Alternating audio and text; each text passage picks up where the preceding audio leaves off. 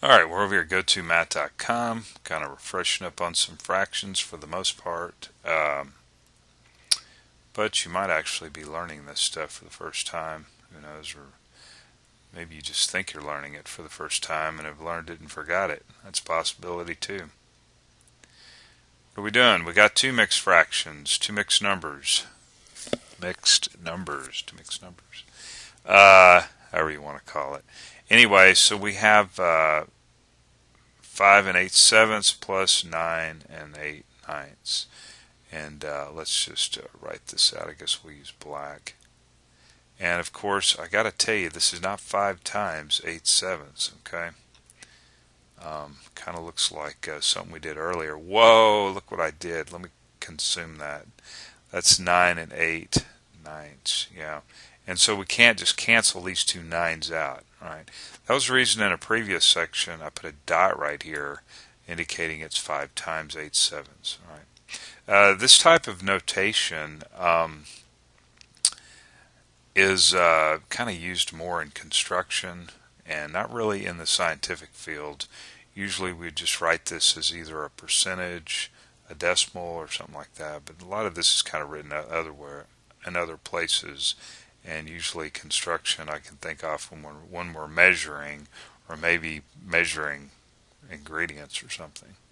But anyway, a lot of people use this kind of stuff here, and so that's the reason I added it to it. Alright, so where we're at, where are we at? We're going to expand all this stuff out. So we got 5 plus 8/7 plus, because we want to get this all into one single fraction. More likely it'll be an improper fraction. Now remember what that definition was, that the numerator is greater than the denominator if it's an improper fraction, okay? Now what we could do is we could go ahead and just add these two guys here together. Alright, we can add these guys together, so that ends up with 14 plus 8/7 plus 8/9, right?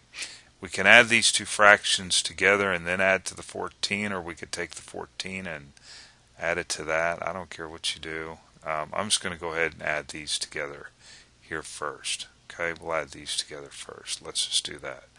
And so what we're going to need to do here is get a common denominator, and it looks like it looks like we're going to be writing 9/9 here next to that guy, plus, and then we have 8/9. Alright, and what do you think we're going to write next to this one here? Well, because there's a 7 here, we're going to write 7/7. Okay? Alright. So now what we've got going on here is we've got 9 times 8, which is 72, over 9 times 7 is 63, plus 8 times 7 is 56, over 63, and of course we have a common denominator. That was the whole idea, right? And so we have 72 plus 56. 72 plus 56, does anybody know? Top of your head there. I don't really want to think too much today. 128. 72 plus 56 is 128. Alright. So there's an improper fraction. Anyway, so we have 128 over 63, and where were we at over here? 14. Right, 14. And so now what we've got going on here is we've got 14 plus 128 over 63, and of course remember this is written with a 1 right here. And so what we're going to do now is we're going to get a common denominator, and that means 63 over 63 will be written next to 14 over 1 plus 128 over 63. And so now we have a common denominator. And what do we got going on? We got 63 times 14. Does anybody know what that is? 63 times 14, 882. So we have 882 over 63 plus, of course we don't have to do anything to that. And we got some big nasty number here. So now we just add the numerators, 882 plus 128, and you get 1010. 10.